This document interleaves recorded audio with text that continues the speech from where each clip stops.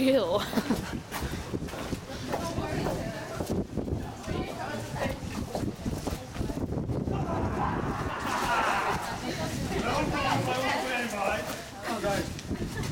Bedoeling dat je zo snel mogelijk binnen je eigen raadvangheid gaat zoeken.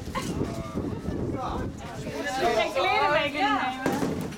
Ik wil het met blauw.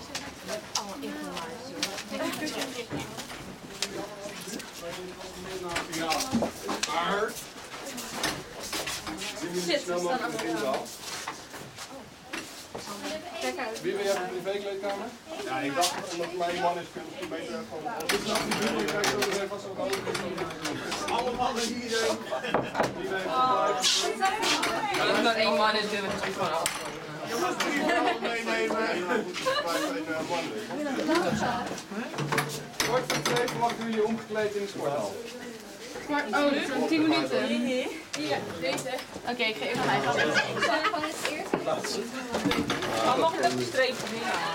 Wat doe je? Dat streepje ding.